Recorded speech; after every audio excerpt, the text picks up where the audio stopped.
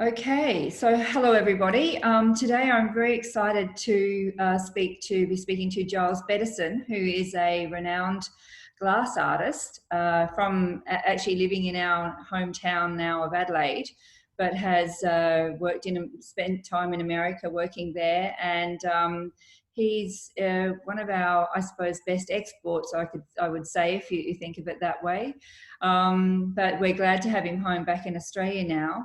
And he specialises in a type of glass called Marini glass, which is quite an ancient style of actually creating vessels from glass.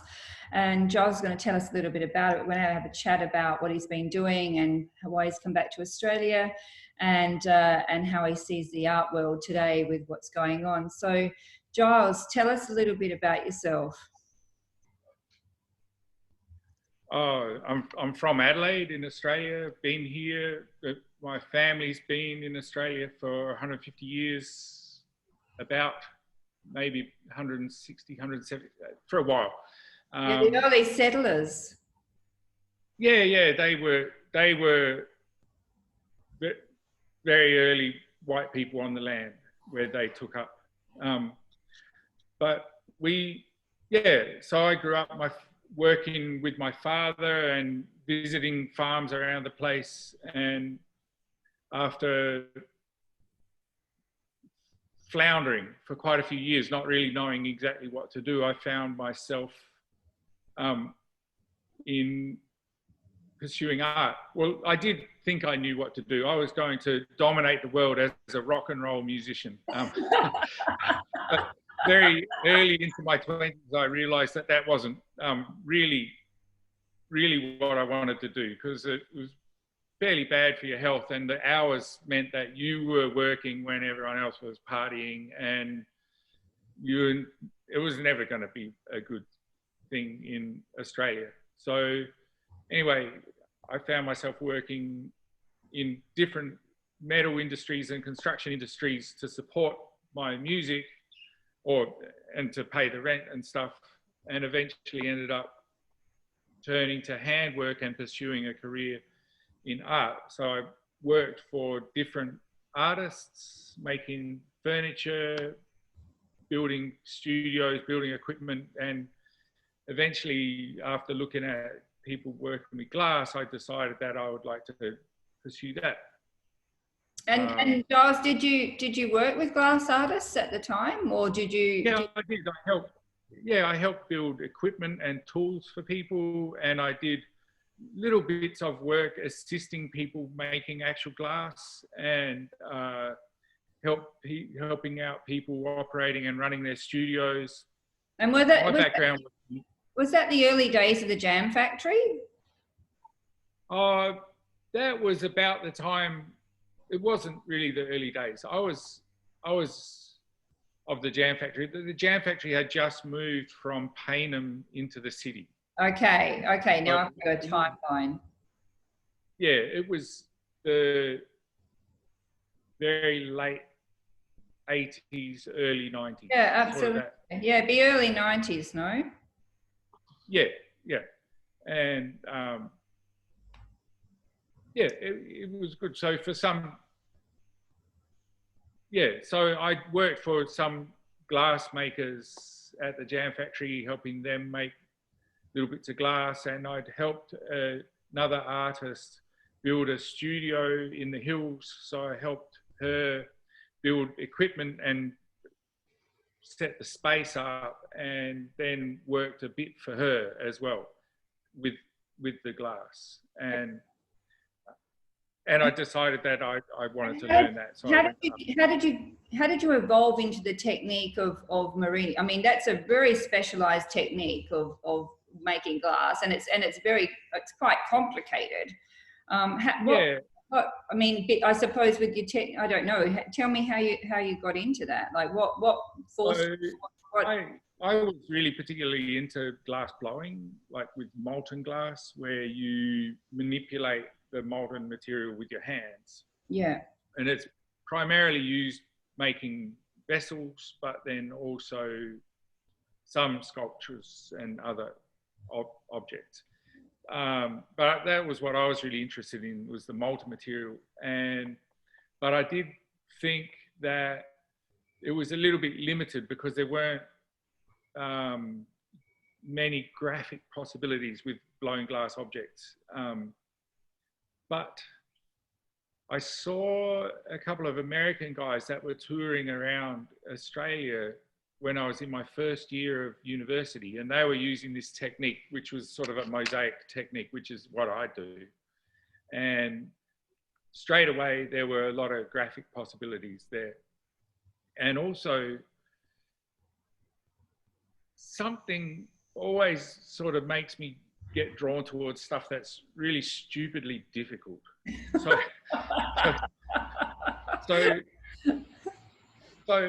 and I was sort of, when I've been playing music, I was always trying to do really, really, really difficult things, because when you watch someone doing something really difficult and they do it really well, it's really amazing. And the same thing is with visual arts. When you see someone execute, have a lot in common. We tend to go for the hard end of the stick. Yeah. But when you see a building that's built really well, or a painting that's done really, really well, and it just works and it just is, it's pretty special. And so I figured to myself that if I learned to do this really, really crazy, difficult thing, where there are tons of opportunities to screw up, and I got good at it, that I don't know, I just set myself a challenge. And I really wanted to share what I saw as the incredible nature of the material with this technique, with people who might be interested in looking. And for people who don't understand what Marini is, because it's Venetian technique, isn't it? It comes from Venice. Well, I think it was the earliest examples of it go back to Alexandria in Egypt and Syria about 4,000 years ago. So it was before. Wow. It was being used to make inlays for sarcophagus and for other pieces of furniture in Egypt. So they were making repetitive patterns, and they were making sort of cross section. They were making bars where the cross section was like the profile of the king or the emperor or the queen or different gods and stuff like that. And to do that, they were making a lot of different colors of glass that would actually fit together. They would expand and contract it in the heating and cooling process at the same rate, so that the different colors, which are essentially different styles of glass, would be compatible. And so in order to do that technique, so they had to have a huge amount of technical know-how of the material, which would have all been learnt by doing it, because they didn't have supercomputers or anything like that. And figuring out how to add all the different colorants to the glass to make it, and other chemical or other metals usually, to make it compatible. So really, really incredible thing that humans were doing 4,000 years ago. It's probably as close to alchemy as they got, maybe. I don't know. Yeah, and so tell people how you do it. Tell us what you do. You're in your workshop there. Tell us what it's about. So what I do is a big variation on the technique, which is something that happened when I went to art school in Canberra. There was a guy there who set up the program who used to make a lot of glass in the kiln, and he used this coloured sheet glass. So this is a piece of coloured sheet glass. But he used that for his work, but he wasn't doing this sort of technique. But the art school where I was, the glass department, there was a lot of this coloured sheet glass laying around. And over here, you can see this is all the stacks of coloured sheet glass that I've got. Wow. It's a bit hard to see. if It's I like a step out a bit. library of glass. Yeah, I've got quite a lot. But so I started to use that glass. So the sheets come about half a metre by a metre sort of size, and they're 3 millimetres thick. And I cut them up into little pieces like this and stack them up into something like, oh.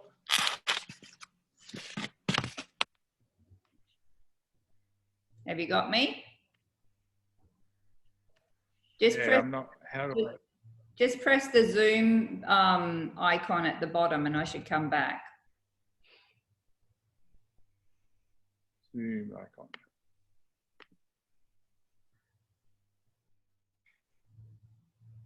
Can you see me now?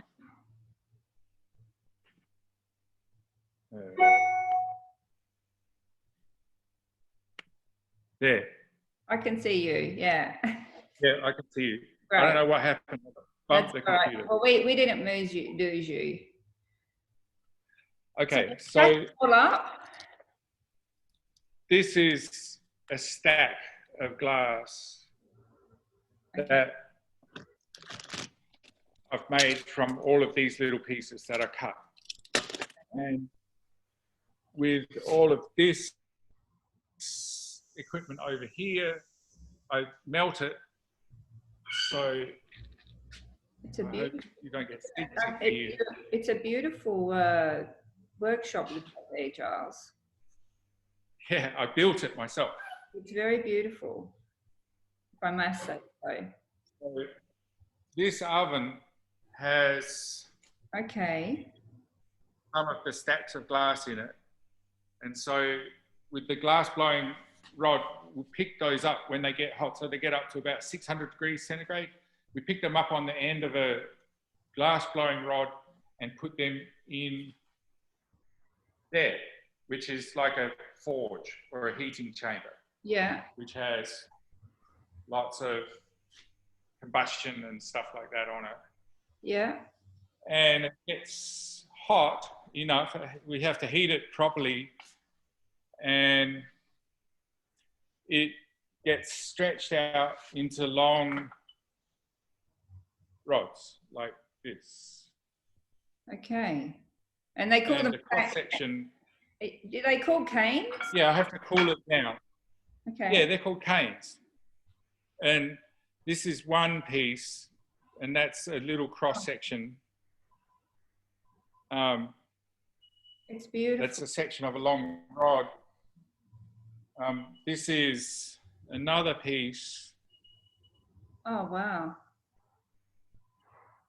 It's beautiful, Giles. I know. I mean, I love your work, and we're fortunate to have a piece. So, but I think it still awes me looking at it. This is.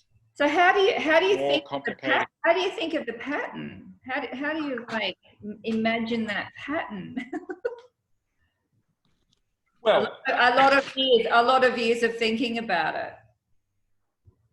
Well, yeah. Well, I started looking at.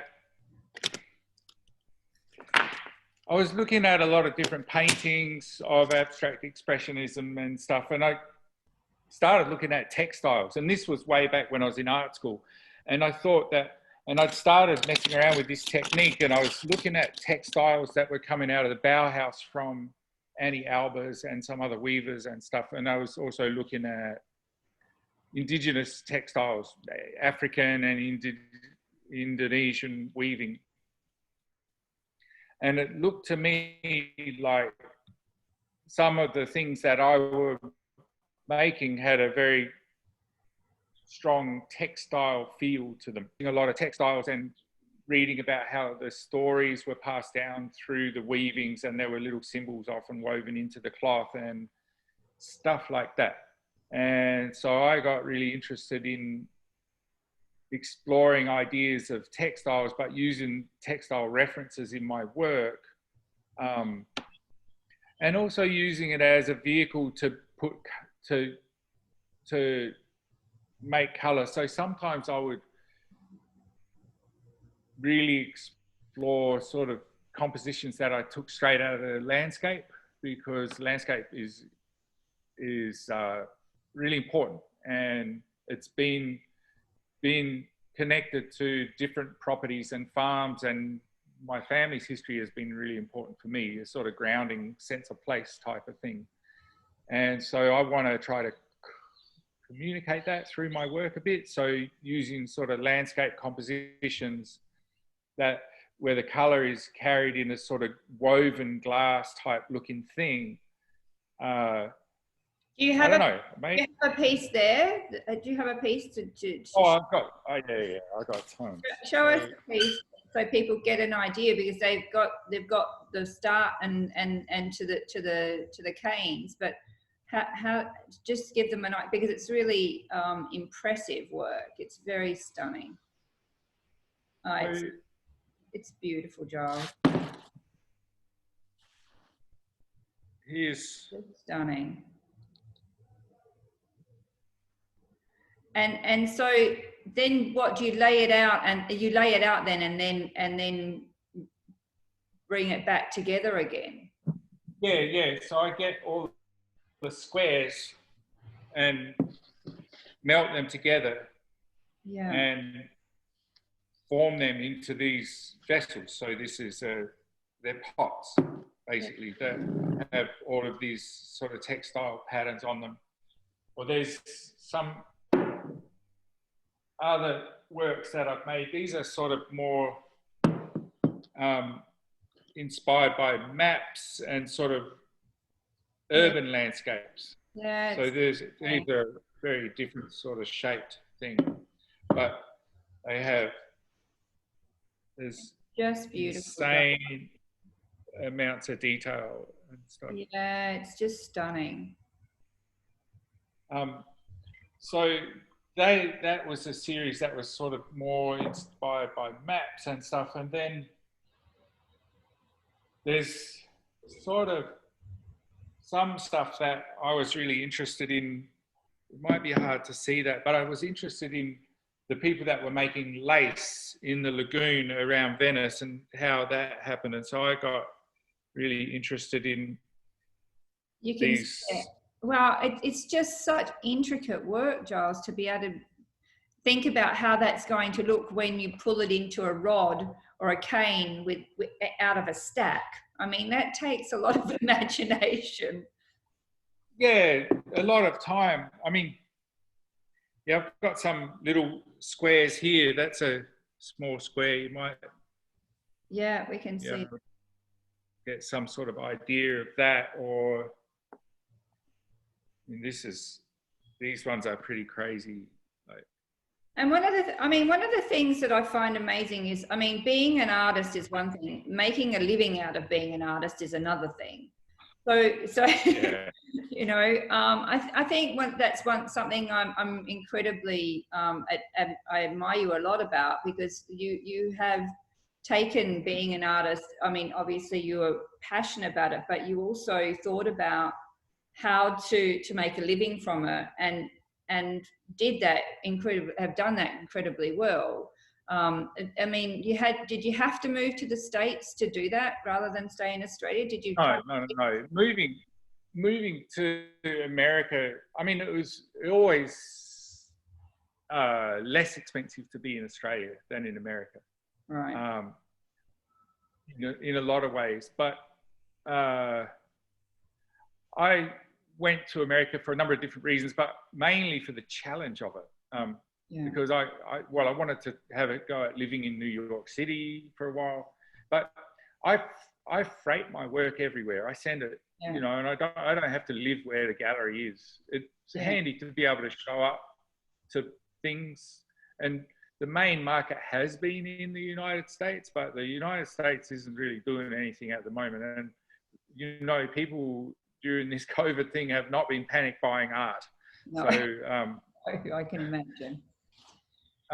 So I've been doing some really slow meandering experiments, and a bit of cleaning and maintenance, and spending a lot of time at the beach thinking. And we have a young son who's 15 months old now, so hanging out with him a lot. So if this, when he's really young, is a good time for sales to not be happening, perhaps. Yeah, yeah. But I mean, I think it's still inspirational for other artists to know that you can have your passion and you can actually make a living of it. Yeah. Yeah, It's you hard, have to do a lot of different things. hard slog though, no? It is, and once it's, I don't know how exactly to describe it, but like once you've made the piece of art, the art stops until it ends up in someone's house and someone else is having their own life and with that object. And the thing in between when you've finished the work and when it arrives in someone's house is commerce, essentially. Yeah. And it can be pretty shocking the way the gallery system works and the way that people purchase art collectors and stuff, and how all of that goes. And it is almost the polar opposite to what conceiving of and making and finishing art is. It's almost the opposite. And you've got to be okay with that. And a lot of people, I mean, I find it confronting, but a lot of people find it too confronting. And you've kind of, I mean, you don't ever really get taught about business ever. And you can only, I mean, you can really only ever know it by observing it. And the business in the art world,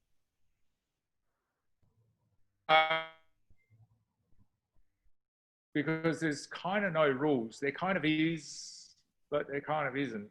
And yeah.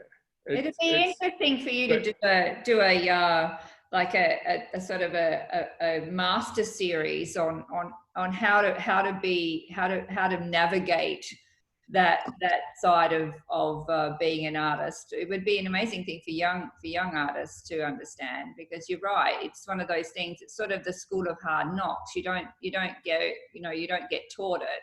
You have to learn it somehow by going through the ropes. Yeah, it's almost like you can't really teach it.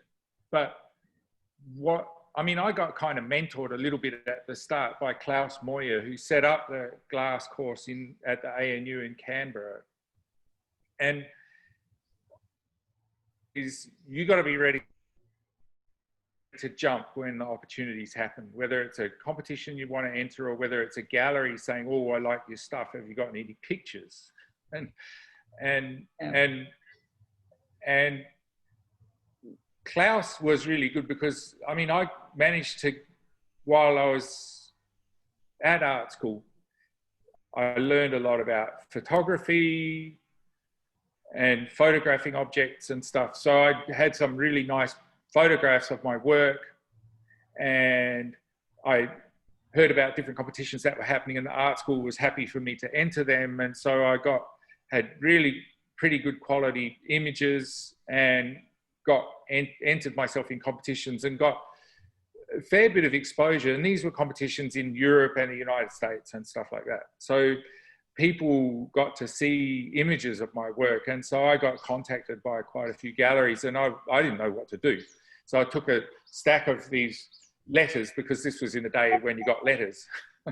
And so I took a stack of these letters to Klaus and said, "What do I do with this?" And he said, "Not them, not them, not them, them, not them, not them." And it's basically, they won't pay you, they won't pay you, they won't pay you, they will, and they do a nice job.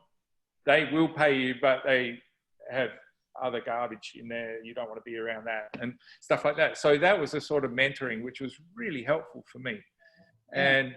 And it was other artists that helped me out a lot. And then some really, really amazing gallery owners, or gallerists or whatever, and some curators actually. So you got to be, it's about being ready. Because if you're not ready, you don't want to throw your hat in the ring because it just looks silly. You get one chance, really, don't you? You get one chance. Well, it depends. Like if you've got really cool stuff, if you're doing really important, interesting stuff, you'll be able to get a lot of breaks. But having said that, if you've got a lot of really, really cool stuff that you make and you're a total flake, yeah, a lot of people won't want to deal with you. Yeah.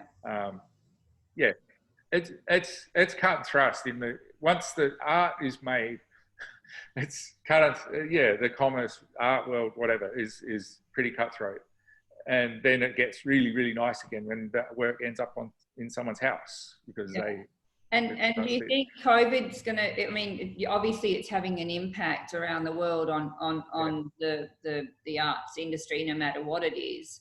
Do you think it's going to be a few years before we come out of this from the point of view of people buying, or do you think people will just sort of, depends, I suppose, on what do you think? I think it's going to be 2, probably 3 years before exhibitions have sort of really start to pick up for me, I think. Because I used to have 2 exhibitions a year of just my work, you know, and then maybe 2 or 3 survey exhibitions with different groups of artists, and maybe there'd be 1 museum thing, and this is every year, and that would keep me going. And I've got nothing on the horizon. Maybe in 2022 I think I've got something. Okay. But so you just have to take the time to be inspired, as you say. Spend time with your son and enjoy this bit. Yeah. Hang out with my kids and just think about the next steps. And I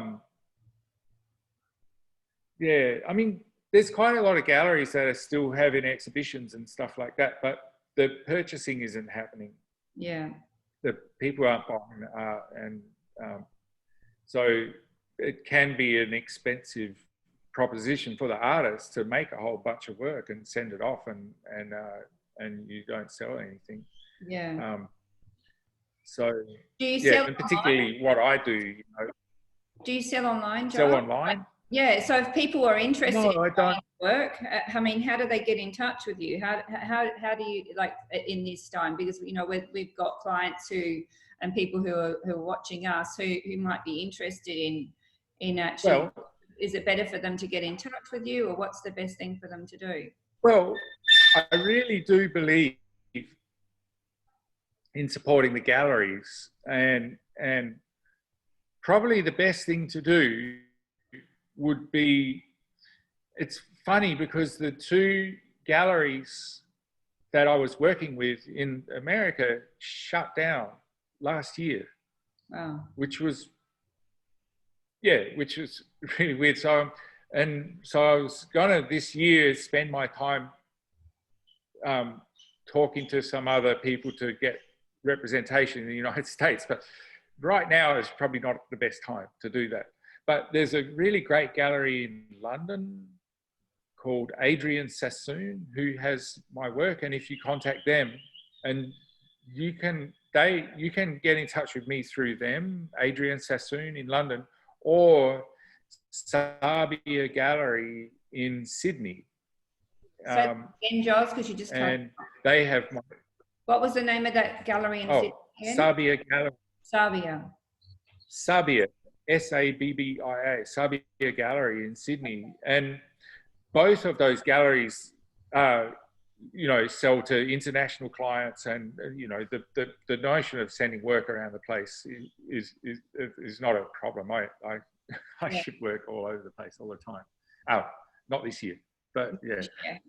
No. Well, it's. I think Australia's shut its borders. There's nothing coming. Yeah. Well,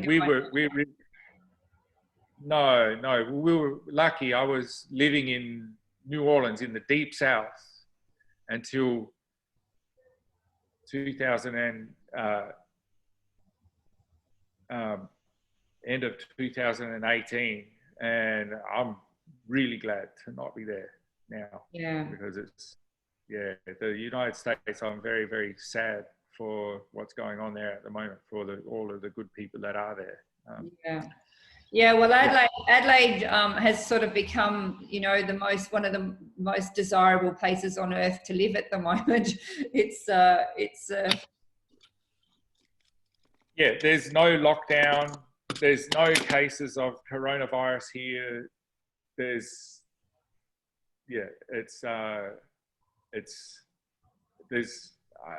I don't know, maybe 11 people in South Australia have passed away from coronavirus.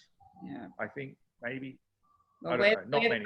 We're very grateful for that, because it's one less worry for us that all of our wonderful friends and family are actually safe and okay over there. Yeah. So it's a good thing. Yeah. Well, I'm really sorry for where it's going bad. And my brother, his wife from.